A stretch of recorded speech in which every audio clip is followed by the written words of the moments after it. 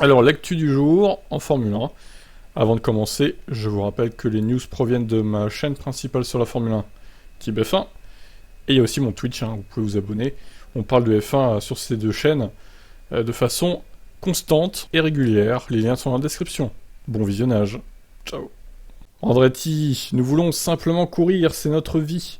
La structure américaine est dans l'impasse. On travaille dessus chaque jour, nous avons une équipe sur place en Europe et aux US. Michael et son équipe et moi-même répondons tous les jours à des questions et tentons de satisfaire les conditions. C'est tout ce que nous pouvons faire. Jusqu'à présent, je ne vois aucune condition que nous n'ayons pas remplie. Nous n'avons pas vraiment le temps pour tout ça, c'est très compliqué. Et ils peuvent rendre les choses aussi compliquées qu'ils le souhaitent. Il y a tant d'organisations à satisfaire, parfois je peine à croire que la procédure doit être aussi compliquée. Nous voulons simplement courir, c'est notre vie. Si plusieurs équipes semblent peu enclines à accueillir Andretti, Toto Wolff, ayant encore récemment préféré laisser la porte ouverte à une équipe d'usine venant d'un constructeur, Andretti affirme que ses premières discussions avec le directeur d'écurie avaient pourtant été positives. Bon, de toute façon, c'est tous des faux culs en F1. Hein. Ils sont positifs devant lui, mais derrière, ils le taclent, donc super. Nous nous étions mis d'accord, mais la situation a soudainement changé. On ne sait pas exactement d'où vient cette résistance, mais je dirais que ça vient de certaines équipes ou de Liberty Media. Bon, Andretti, je pense qu'il peut faire une croix sur son arrivée en 2024 en F1, c'est un peu dommage. J'aurais bien aimé avoir 2 voitures de plus, mais ça ne sera visiblement pas le cas. Dommage. Qu'est-ce que vous en pensez? Ciao. Alors, Marco prévient, ils libéreront pas Gasly pour aller chez Alpine au cas où. Donc voilà, Gasly chez Alpine, on oublie, du coup, les gars. Il n'y a pas de clause de sortie pour Gasly, affirme Marco. Il n'y avait pas de clause avant la pause estivale, il n'y en aura pas après la pause estivale. Franz Tost a quant à lui minimisé les suggestions selon lesquelles Alpine pourrait être prête à utiliser toute compensation versée par le camp Piastri pour acheter l'accord de Red Bull avec Gasly. Ça n'a aucun sens pour Red Bull de laisser partir Pierre. Si un pilote Red Bull Racing a un souci, aucun autre pilote de bon calibre n'est capable de le remplacer. Seul Pierre peut le faire. Pierre est très talentueux, il réfléchit soigneusement à tout et est très concentré. Avec la bonne voiture, elle peut être devant. C'est notre travail maintenant de lui donner la bonne voiture pour l'année prochaine. Donc voilà, fin des spéculations, du coup... un duo 100% français chez Alpine, ça n'arrivera pas en 2023 en tout cas. Alors après, peut-être, son contrat se terminant en fin 2023 à Pierre, peut-être quitter le giron Red Bull à ce moment-là, mais bon, la situation sera encore différente à la fin de l'année prochaine, donc on verra. Allez, ciao. Alors, Ricciardo, bon, celle-là, elle est courte, donc je vais la faire. Il assure que sa saison n'est pas aussi mauvaise qu'il en a l'air. Il y a des éléments dont on ne parle pas dans les journaux. Écoute, comment on juge si une saison est bonne ou pas, Daniel? C'est au nombre de points que tu marques, en fait. Et là, par rapport à ton équipier, désolé, mais concrètement, ta saison est nulle. J'aurais pas dire, mais bon. On peut reprendre le classement, hein. Voilà, avant de passer à cet article, voilà, le classement, il est parlant. Je crois que 76 points Norris, 19 points Ricciardo. Norris a quasiment 4 fois plus de points que lui. À voiture égale, 4 fois plus. Il y a parfois des éléments qui passent inaperçus, ce dont on ne parlera pas dans les journaux. À Miami, par exemple, nous avions connu un problème qui nous avait contraint à attaquer des tours de sortie des stands, ce qui avait surchauffé les pneus, et dans ces conditions-là, vous n'atteindrez jamais la Q2 ou la Q3. Il y a donc ces petites choses qui, je le répète, n'arrivent pas seulement à moi, mais aussi aux autres. Je suis sûr que chaque pilote a connu le mauvais moment cette année. Mais c'est un sport où beaucoup de choses se disent dans la presse, et parfois ça ne représente pas l'histoire telle qu'elle est réellement. Bien sûr, j'aimerais faire une meilleure saison, et parfois je me critique moi-même, comme au Paul Ricard, par exemple. Je me disais, c'est qu'une 9ème place. Peut-être que je n'étais pas si satisfait que ça de ma course. Mais j'ai ensuite analysé dans son ensemble, et elle était meilleure que ce qu'elle paraissait. En fin de compte, ce n'est pas un résultat qui va me donner envie de faire la fête un samedi soir. Il y a du travail en cours, mais ce n'est pas toujours aussi mauvais que ça en a l'air, c'est certain. Bon, moi je dis, si McLaren veut s'en débarrasser, c'est qu'il y a une raison quand même. Les mecs, ils sont prêts à se ruiner, à payer des dizaines de millions pour le faire dégager, et prendre Piastri à sa place quand même. Hein. Si tu donnais satisfaction, chez McLaren, j'ai envie de te dire, si tu faisais à peu près les mêmes perfs que Norris, bon, même s'il avait marqué genre 50 points à 76, ça aurait été déjà plus honnête. Et il chercherait pas à s'en débarrasser comme ça, j'en suis sûr, chez McLaren. Donc désolé, mais t'es dans le déni, Daniel. Je t'aime bien, mais t'es dans le déni, vraiment. Hein. Maintenant, faut que ça cesse. Hein. Donc peut-être qu'un retour chez Alpine, effectivement, lui ferait le plus grand bien de changer d'air. À Daniel Ricciardo, qu'est-ce que vous en pensez, vous? Alors, certains commencent à penser que Briatore serait impliqué dans l'affaire Piastri. Flavio, toujours dans les mauvais coups, hein, ça change pas. C'est l'affirmation de l'ancien pilote de F1, Christian Horner, après que Safnauer a admis qu'un partage d'informations aurait effectivement pu avoir lieu, permettant à Piastri de se dégager à temps du contrat d'Alpine pour signer avec McLaren. Briatore, Alonso et Weber sont 3 amis. Et les deux derniers ont toujours des accords commerciaux et des intérêts financiers gérés par l'ancien patron de Benetton et Renault en F1. Ce ne serait donc pas impossible à imaginer. Alors que les dernières sources suggèrent que le Conseil de reconnaissance des contrats a déjà approuvé l'accord avec McLaren, il se dit que le contrat de Piastri étant uniquement avec l'Académie des pilotes d'Alpine et non l'équipe de F1, son contrat n'est donc jamais passé par le CRB. Il y aurait donc deux contrats valides de manière juridique, mais concernant le CRB, donc le Conseil de reconnaissance des contrats, seul celui de Piastri avec McLaren peut faire foi. Toute cette situation, c'est la patte de Briatore, c'est du Flavio, classique. Il y a probablement un contrat de Piastri que Flavio a survolé, voire aidé à écrire, je dirais qu'il y avait définitivement une clause qui a permis de faire ça à Alpine. Danner ne serait pas étonné de voir Briatore maintenant impliqué dans la carrière de Piastri. S'il croit en quelqu'un, il a définitivement la prévoyance de tout planifier dans le sens positif, de manière impitoyable aussi, ce qui est logique dans ce sport. Je peux imaginer Piastri se libérer de l'emprise d'Alpine, pour pouvoir piloter pour McLaren pendant 2 ans, puis être libre pour une top team. C'est définitivement la signature de Briatore. Quant à la loyauté de Piastri envers Alpine, Danner n'en fait que peu de cas. Il n'est pas déconcerté par le niveau d'intrigue entourant ses débuts en Formule 1. Il sait ce qui vient avec une place en F1. Il veut gagner, rien d'autre. Le reste ne l'intéresse pas du tout. Et cette combinaison Weber-Briatore est probablement idéale pour de tels pilotes comme Michael Schumacher ou Alonso en ont bénéficié. Bon, toujours pas d'annonce, en tout cas, concernant Piastri, ni Ricciardo, ni je sais pas qui, voilà, on sait pas, on est dans le doute. On est dans le doute le plus total, on sait juste que Gasly ne sera pas libéré par AlphaTauri quoi qu'il arrive, donc Gasly chez Alpine on oublie les gars. Ça me paraissait de toute façon assez peu probable. Bon allez, je vous laisse commenter, ciao. Horner, ne pas signer Hamilton chez Red Bull, c'est retourné contre moi. Il le voyait moins menaçant dans une Mercedes, tu m'étonnes. Bah dis donc. Là, c'est la douche froide en 2014. Hein. Alors, en vrai, je pense pas qu'Hamilton aurait signé quoi qu'il arrive chez Red Bull. Peut-être qu'ils ont eu des conversations, mais bon, il n'aurait jamais signé chez eux, je pense. Lewis et moi, on a eu un certain nombre de conversations au fil des années. De 2010 à 2013, il était intéressé à piloter pour Red Bull. Il est venu plusieurs fois vers nous. Mais à cette époque, nous avions Sébastien. Ça n'aurait pas eu de sens d'avoir 2 pilotes alpha. Voilà qui fera plaisir à Mark Webber. Oui, bon, ça... De toute façon, Mark Webber, il sait comment ça se passait chez Red Bull. Hein. Il a lui-même été P2, il sait très bien que c'était pas le pilote alpha de la maison. Alors Hamilton est finalement passé de McLaren à Mercedes à la fin 2012, le patron de l'équipe était initialement ravi, car il ne considérait pas Mercedes comme une menace majeure. Il soupçonnait Hamilton de ne pas être en mesure d'exploiter ses compétences là-bas comme il le faisait chez McLaren. Niki Lauda était chez Mercedes, et voulait vraiment Lewis, et je me souviens l'avoir encouragé à le prendre. Nous nous battions avec McLaren, et en 2012 ils avaient la voiture la plus rapide, et nous pensions que Lewis serait une grande menace dans une McLaren, serait une plus grande menace dans une McLaren que dans une Mercedes. J'ai donc encouragé Niki à dépenser l'argent, parce que la performance de Lewis fluctuait aussi un peu. Je pense qu'il est juste de dire que ça s'est retourné contre moi.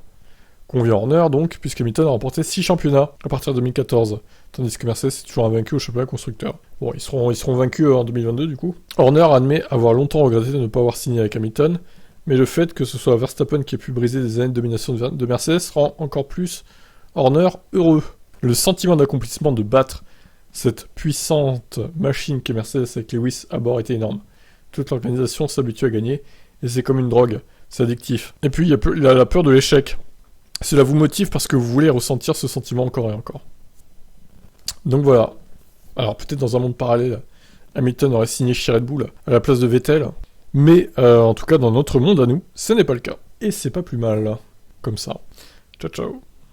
Allez, on continue avec Hamilton. Hein. Désolé pour les anti-Hamilton, hein. Vous n'êtes pas gâtés en ce moment avec l'interview de Vanity Fair, du coup. Lewis Hamilton a un style de vie qui peut étonner pour un pilote, mais qui ne l'a jamais empêché, bien au contraire, de signer d'incroyables performances. Le point d'orgue de ce Hamilton Lifestyle fut peut-être en 2018 au Grand Prix de Singapour. Quelques jours avant le week-end, Lewis Hamilton était à New York pour la Fashion Week et avait participé à plusieurs fêtes, notamment lors du défilé Tommy Hilfiger. Certains dans le paddock s'étaient alors interrogés. Lewis ne serait-il pas trop distrait ou fatigué ? Mais le samedi à Singapour, Lewis a mis tout le monde d'accord en signant une pole hallucinante. Le débat était clos. Pour Vanity Fair, le pilote Mercedes est revenu sur cet épisode. Lewis savait notamment que Singapour serait un test pour son style de vie. Si je dois faire des autres choses, je dois aussi être le meilleur sur le circuit. Et j'ai fait le meilleur tour de piste que je n'avais jamais fait. Et les gens étaient là à se demander comment il a fait. Comment il fait ?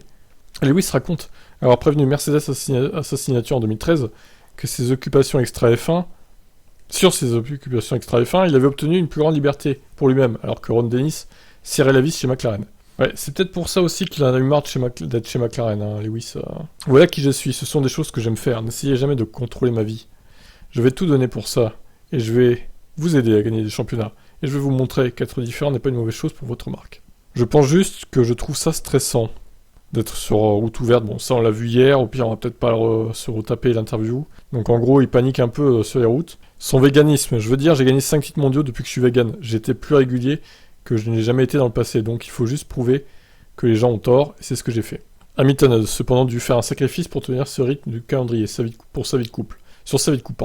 Il explique son cheminement sur cette question, après s'être séparé, de Nicole Scherzinger, notamment. J'ai appris à la dure. Je n'en ai pas beaucoup parlé et je suis juste super concentré sur mon travail. J'ai réalisé que je ne peux pas faire 2 ou 3 choses à la fois. Je dois me concentrer sur une seule. Je voulais vraiment passer par un processus de croissance pour arriver à un point où je suis heureux tout seul, à l'aise dans mon espace. Pour que si jamais je rencontre quelqu'un, ce soit un ajout plutôt que de dire « j'ai besoin de toi dans ma vie ». Ok, je comprends l'idée, pas mal. Donc voilà, en gros, très indépendant, Lewis Hamilton. Il aime pas qu'on contrôle sa vie, il aime faire ce qui lui plaît. Et aussi, c'est aussi pour ça qu'il est au top depuis un moment, du coup. Quand tout va bien dans sa vie, il est au top sur la piste, tout simplement. Je vous laisse commenter, ciao. Stroll regrettera l'esprit d'équipe de Vettel chez Aston Martin. Lance Stroll dit que Vettel possède un grand esprit d'équipe. Il va lui manquer lorsqu'il quittera Aston à la fin de la saison. Ah bah ouais, tu vas te taper Fernando, mon gars, c'est pas le même délire. Hein. Je pense qu'il a moins l'esprit d'équipe, lui. Pour le coup, il est plus perso, Fernando. Eh bien, certainement pas les gens de débriefing, bon ça j'avais déjà dit, hein, il va pas regretter les gens de débriefing, c'est un grand talent, extrêmement professionnel, je pense que sa compréhension technique de la voiture et de tout ça est excellente. Il a été un grand membre de l'équipe et quelqu'un avec qui j'ai vraiment apprécié de travailler. C'était vraiment amusant. Stroll a salué Vettel pour son impact sur et en dehors de la piste, son succès sur la piste, et vous savez le fait qu'il soit une personne formidable en dehors de la piste. C'est un vrai gentleman, et il a fait beaucoup pour le sport, et son succès sur la piste a été incroyable au fil des années. Voilà, donc... Alonso et Stroll, qu'est-ce que ça va donner? Est-ce que ça va faire des étincelles? Est-ce que le jeune Canadien va tenir tête au vieillissant espagnol? Nous verrons ça l'année prochaine. Ça va être totalement intéressant de suivre ça. Allez, ciao. Mercedes veut rester humble après avoir égalé le nombre de podiums de Ferrari. Non mais alors ça c'est quand même extraordinaire. Ils ont fait le même nombre de podiums que Ferrari, quoi. Allô, tout va bien. Les deux équipes donc sont en égalité avec 11 podiums chacune. Mais Toto Wolff insistait, je préfère avoir plus de victoires et moins de podiums. Ouais, ça on l'avait vu. Nous sommes humbles, mais nous nous efforçons de remporter des victoires en course plutôt que des secondes et troisième places. Si elles sont au mérite, alors c'est un bon pas en avant. Ouais, pour l'instant, il manque un petit peu pour les victoires. Interrogé sur le nombre croissant d'erreurs commises par Ferrari depuis le mur des stands, qui ont souvent profité à Mercedes, Wolff a ajouté « Je ne peux pas faire de commentaires parce que taper sur une personne n'est jamais correct. Je ne sais pas quelles étaient les raisons, pourquoi ils ont décidé de laisser tomber le médium, ou de ne pas utiliser le soft au début de la course, mais ça leur a coûté la victoire. Ferrari était rapide, mais n'a pas pu concrétiser. » Oui, on peut résumer ça comme ça, effectivement. Après, est-ce qu'ils auraient gagné, même sans erreur stratégique, parce que il revenait fort, hein, quand même, Verstappen en Hongrie, je sais pas. Mais bon, ils auraient été dans une bien meilleure position, effectivement, pour gagner, ça c'est une évidence. Bon, maintenant il faut atteindre le niveau de victoire de Ferrari, et là, la boucle sera bouclée. Allez, ciao. Hamilton espère que Vettel inspirera la prochaine génération de pilotes de F1. J'espère qu'il y en aura davantage comme lui. De manière générale, je pense que nous prenons toujours pour référence les grands du passé, qu'ils aient évolué dans notre sport ou dans un autre. J'espère vraiment qu'il pourra inspirer la prochaine génération, qu'il s'agisse de la jeune génération actuelle ou de la suivante, mais que les pilotes réalisent qu'ils peuvent utiliser leur plateforme et qu'il n'est pas uniquement question de pilotage. Nous parlons de quelque chose qui est bien plus grand que le simple fait d'être ici. J'espère donc vraiment qu'il y aura davantage de personnes comme lui. Ce n'est pas du tout comme une garantie, car je pense qu'il s'agit d'une personne rare. Le départ de Vettel en fin de saison est le premier d'une série qui verra d'autres pilotes, comme par exemple Alonso ou Hamilton lui-même, se retirer de la F1 dans les prochaines années. Si le pilote Mercedes est conscient du temps qui passe, il espère surtout que le travail réalisé pour améliorer la discipline portera ses fruits. Ça me rappelle que je suis dans une partie de ma carrière où ceux que j'ai affrontés pendant si longtemps vont commencer à arrêter, avant même que nous nous en rendions compte. Fernando ne sera plus là et je suppose que je deviendrai le plus âgé. Oula, attention, ne sois pas si sûr de toi, Lewis, parce que le Fernando, il veut t'enterrer, je pense. Hein. Il veut partir après toi. Hein. Je crois qu'il va y avoir un duel entre les deux, là, avec qui partira le premier et va perdre, quoi, en fait. Nous espérons toujours que notre travail nous mènera vers quelque chose de plus grand. C'est ce que j'essaie de faire, et Sébastien aussi, d'entraîner des conversations, de faire en sorte que le sport soit meilleur que lorsque nous sommes arrivés. J'espère que ce sera le cas, autrement ça aurait été une terrible perte de temps. Je pense que Seb a joué un grand rôle, et il reste encore beaucoup à faire. Je ne sais pas si ça va continuer à en faire plus une fois qu'il ne sera plus là.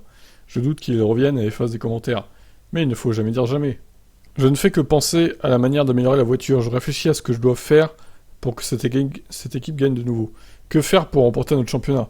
Et bien sûr, quelles sont les étapes supplémentaires à franchir afin que nous en fassions encore plus pour la diversité dans ce sport? Ce sont les choses auxquelles je pense. J'ai le sentiment d'avoir beaucoup à faire encore. Je pense qu'au moment où j'arrêterai, j'aurai encore beaucoup d'énergie à donner. Je me vois pas courir jusqu'à ce que je n'ai plus rien donné. Ouais, je serais curieux de savoir quand il va arrêter, lui, et pareil, Alonso, hein, franchement.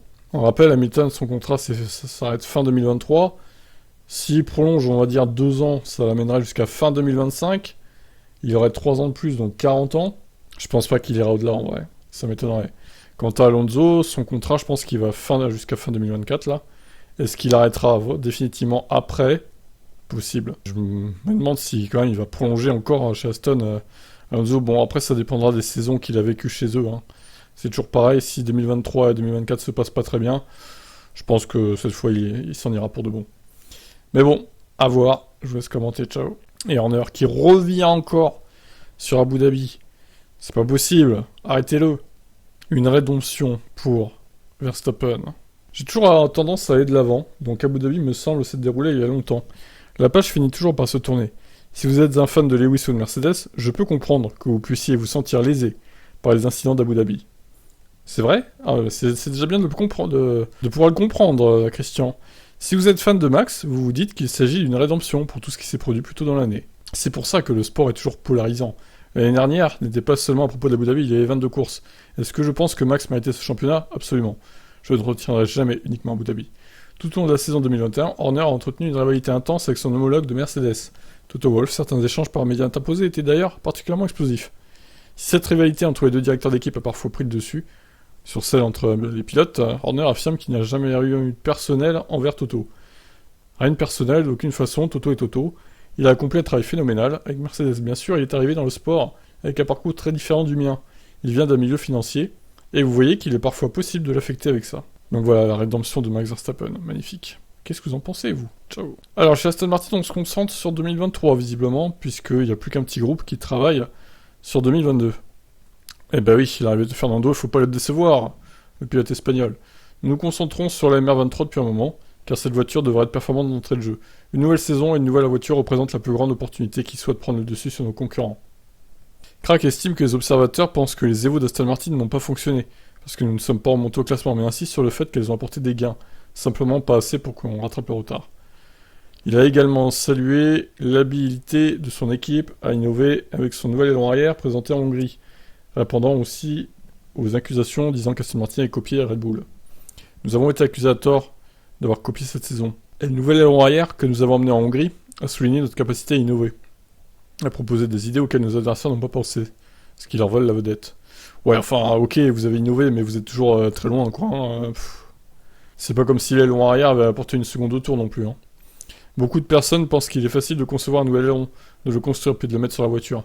Mais si vous observez bien cet aileron, ou chaque évolution qu'on apporte sur la voiture, la manière dont tout est conçu et produit, c'est une forme d'art. De plus, il ne suffit pas d'en construire un seul. Vous devez en fabriquer 3 ou 4, avec la même spécification, afin d'avoir des pièces de rechange pour les deux voitures. Nous avons apporté une évolution majeure, au Grand Prix d'Espagne avec de nouveaux pontons, un nouveau plancher, un nouveau capot moteur, des modifs au niveau des suspensions avant, mais pour amener suffisamment de pièces à temps pour les deux voitures, j'ai jamais rien vu de tel. Un accomplissement extraordinaire de la part de toute l'équipe. La construction de la nouvelle usine est en cours sur le site de Silverstone, et celle de la nouvelle soufflerie devrait débuter début 2023, pour être opérationnelle en 2024, d'après lui. Dès que le premier bâtiment sera terminé, ce qui est prévu pour le début de l'année prochaine, il abritera les ressources de la conception, de fabrication et de commercialisation. L'usine déjà existante sera détruite afin que les bâtiments abritant la nouvelle soufflerie puissent être construits. Eh ben, nous verrons ça, si ça porte ses fruits ou pas. Allez, je vous laisse commenter. Ciao. Hamilton admet ne pas avoir été toujours parfait chez Mercedes cette saison.